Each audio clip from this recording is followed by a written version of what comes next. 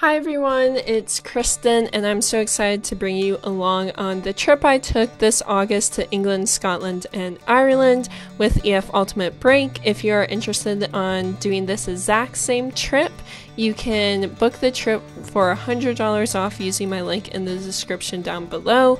But to start our trip off, we were flying from Madison, Wisconsin all the way to London. We had a layover in Atlanta, Georgia before flying into London overnight. We got on the biggest plane I had ever seen, had a little dinner, and then tried to sleep and failed miserably. But it didn't matter because we landed in London and I was so excited to be there. We got to our hostel, which is right across from a tube station, which was incredible because we could walk across the street, get on the tube, and get anywhere we needed to go in London for the next few days.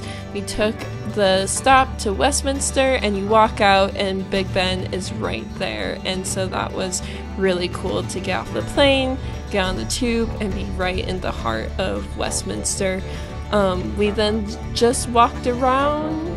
We ended up in St. James Park. There's a cafe there, and we got lunch and walked around the park. I was falling asleep during lunch because I was so jet-lagged at that point and had hardly slept for 24 hours, but still just enjoying being in London for the first time. So we eventually met up with the rest of our group and headed to our welcome dinner. We got to see the London Eye on our walk to dinner. I also should mention that I went on this trip with my sister and brother-in-law. They were celebrating their 5th wedding anniversary and I got to tag along. And so really happy to have been able to travel and go on this trip with my sister. But this is our welcome dinner. It was fish and chips, brownie and ice cream. This was the only time on the trip that I had fish and chips, but I had it the first night in London. French fries, fried fish, you know, go crazy. It was good, but I tried other food for the rest of the trip. The next morning, though, we did our walking tour of London. That brick wall there of El Pastor Tacos is where they filmed the Diagon Alley entrance scene in Harry Potter, but now it's just El Pastor Tacos, so that was kind of a fun piece of information that our tour guide got to share with us. And then we really just got to do the whole walking tour of London, see so many sights, ask all of our questions, and start to get a feel for the city. As you can see, it was a little bit rainy, but honestly, I feel like it wasn't too terrible that morning. We got to see the horse guards do their changing of guards where they got inspected. And then we were at Buckingham Palace, which was so cool to see in person. After Buckingham Palace, we were up in the London Eye, getting to see London from the bird's eye view. And there's Buckingham Palace again, and Big Ben, and my big head, and then lunch. And by this point, it was starting to rain a lot more, as you can see from these pictures and video clips.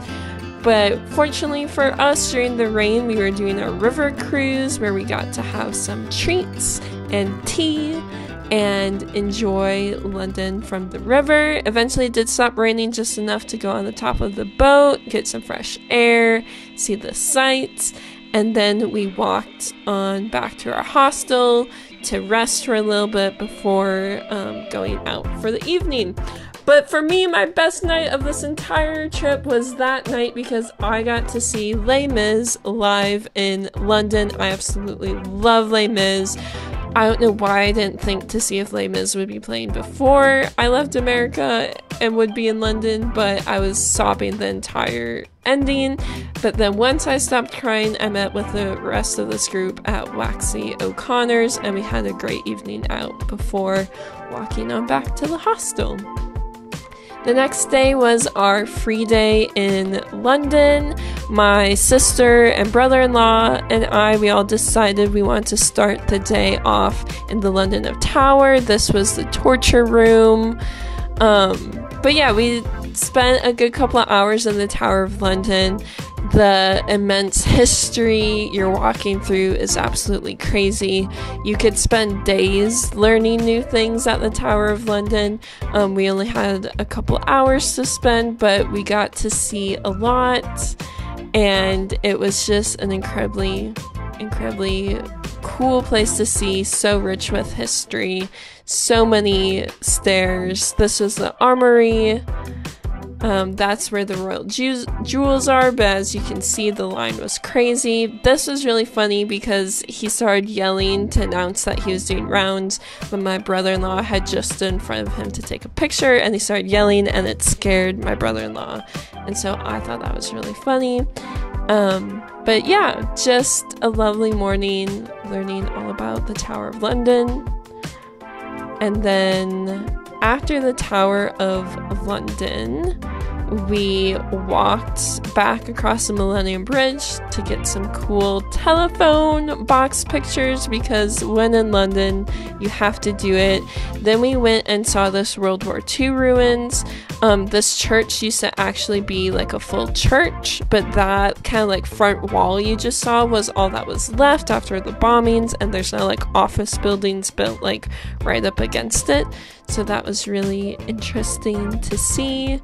Then we went, as you can tell in the video, to a Harry Potter shop. We didn't really want to support J.K. Rowling too much, but this was the graphic designers for the Harry Potter movies, so we got to kind of look around and be immersed in that for a little bit.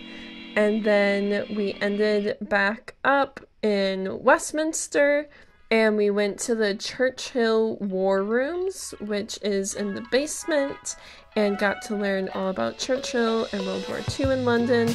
And then I slept for hours and got up early the next morning to go to King's Cross, to go to platform 9 3/4 before we left London, as you could see.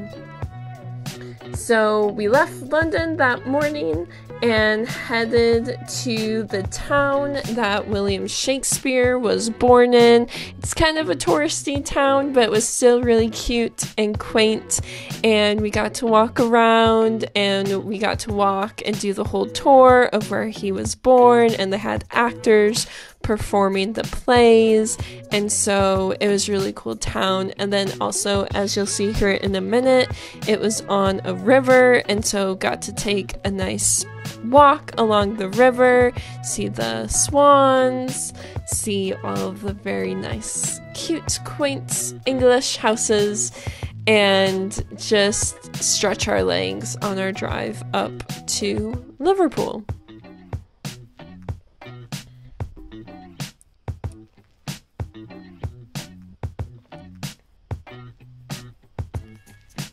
So that evening we arrived in Liverpool, just our second city of the trip, but so different from London in some ways, but also the architecture still just feels so much older than anything I was used to in America.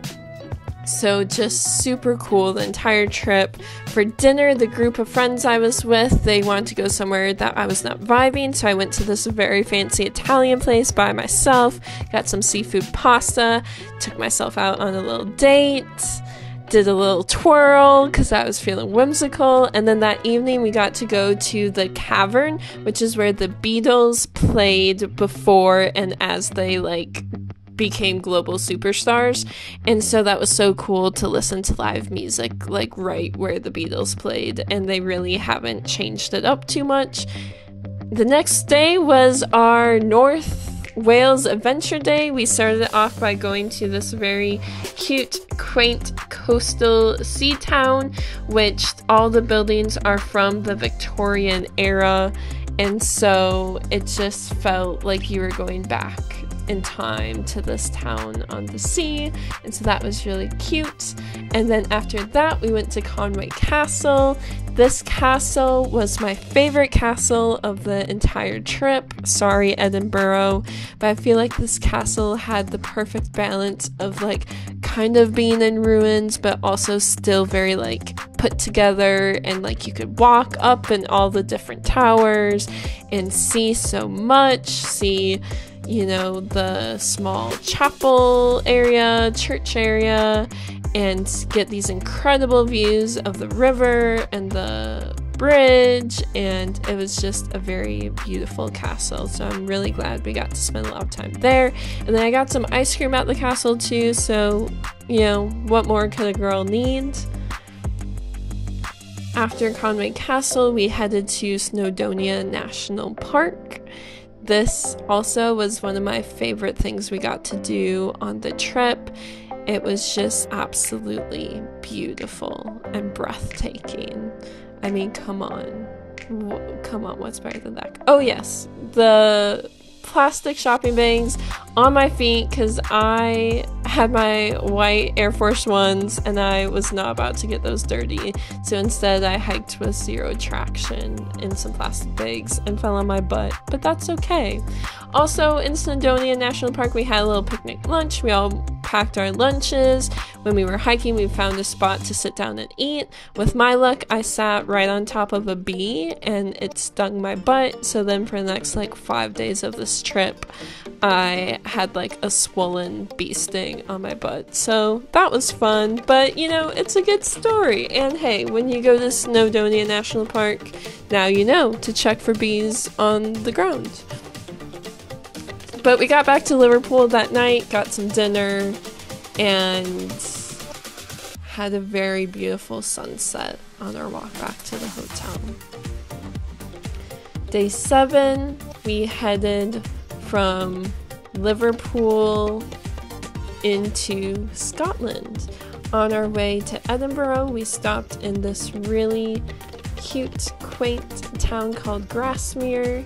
We got the original Grasmere gingerbread, which was delicious, and I feel like I need to think of new words, but cute and quaint. But it truly was just such a beautiful town in the country. You know, after being in like London and Liverpool, these big city centers, it was so fun just to be in this smaller town.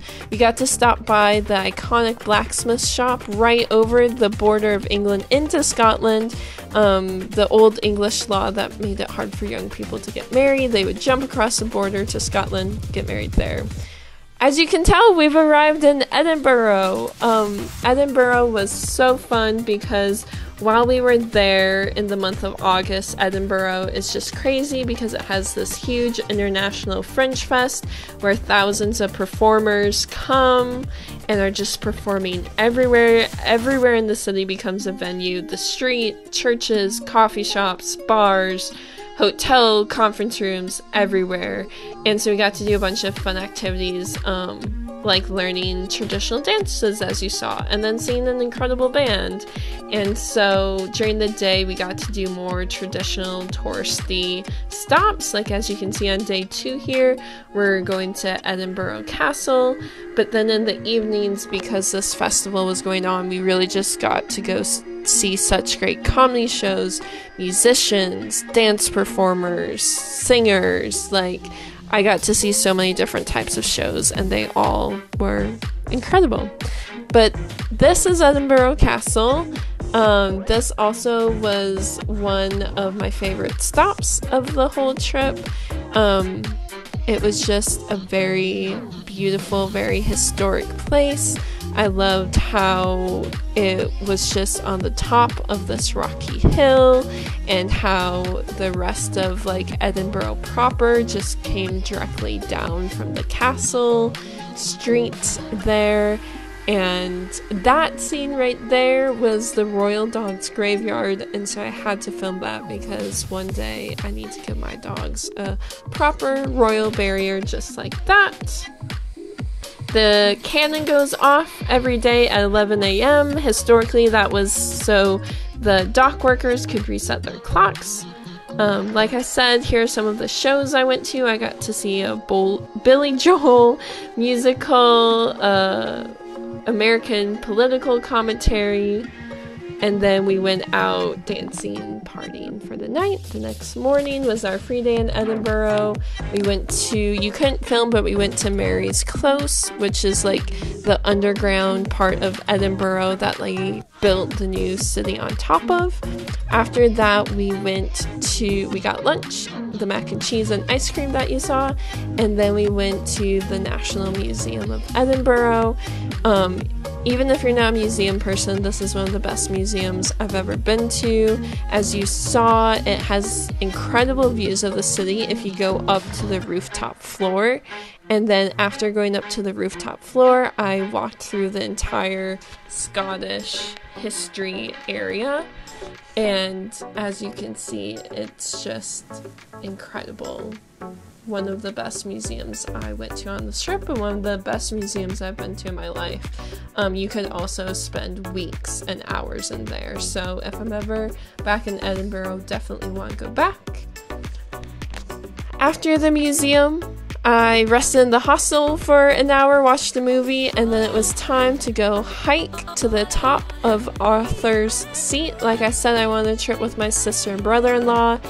That day was their 5th wedding anniversary, so they renewed their vows at the top of the hike. And so I was really glad I got to share that moment with them. But this is some video clips and pictures from our hike to the top of Arthur's Seat. We tried to time it so we would be there for sunset, but unfortunately the cloud bank was just super heavy that night, and so we didn't end up getting like a super stunning sunset. But the view itself was so stunning that it made up for it once we got to the top there, which you can see.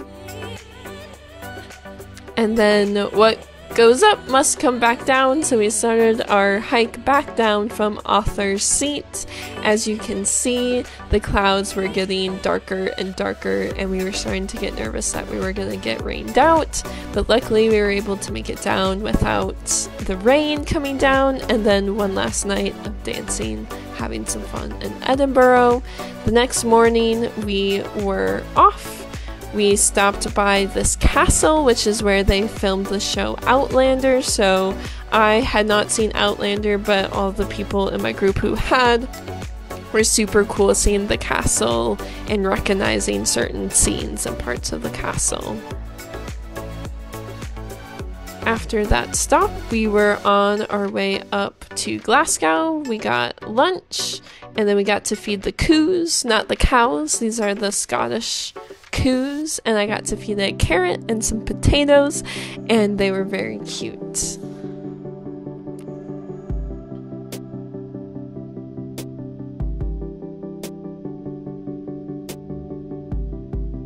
This trip day is also when we went into the Scottish Highlands. As you can see, I decided to not go on the hike in the Scottish Highlands. My feet were starting to take a wear after that point in the trip, so I decided to sit by the lake there, as you saw. Then we made it into Glasgow. We were in Glasgow long, just for the evening and morning before we were off to catch our ferry to Ireland. I'm gonna be honest, y'all, at this point of the trip, I was so tired. My body was so tired and aching from all the walking we were doing, so I really just slept most of that ferry ride over. But then we arrived in Belfast, and it was raining ever so slightly to greet us into Ireland, which was fitting. We got to learn a lot about the history of the Holy War, see the different barriers and walls from that conflict, and then we got to visit the International Peace Wall and got to sign our names as well. So that was really special that we got to do that. Additionally, you can see that this part was the UK side, where they're flying the Union Jack everywhere, versus other parts of the city there was a lot more of the Irish flags. In Belfast, as you can see, we also went to the Titanic Museum before getting dinner and listening to some music.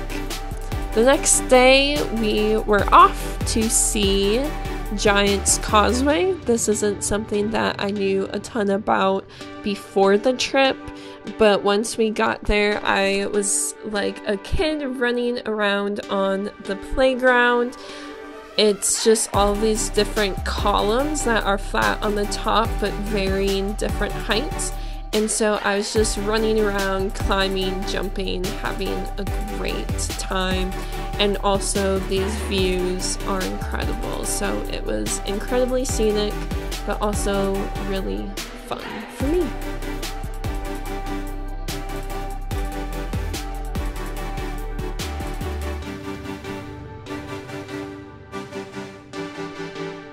Once I climbed back up to the Welcome Center, I got myself some ice cream and sat with this beautiful overlook until we took the bus back for dinner, got a strawberry daiquiri and chicken pasta before the next morning going to this really amazing bake shop instead of the hostel breakfast.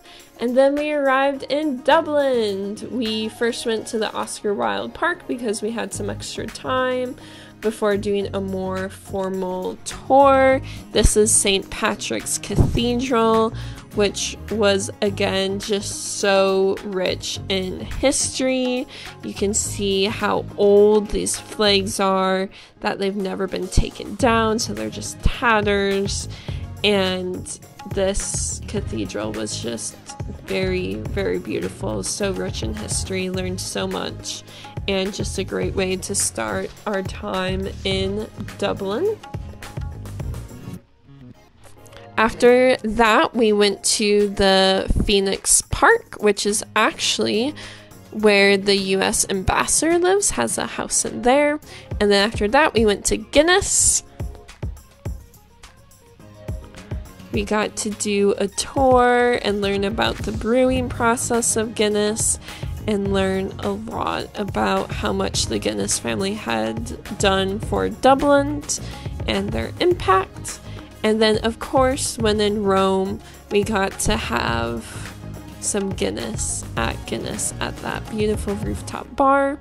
Afterwards, we went out looking for dinner and some live music, which I found in the form of brownie and ice cream and some lovely live music. The next day, it was our free day in Dublin, so we went to the Viking Museum,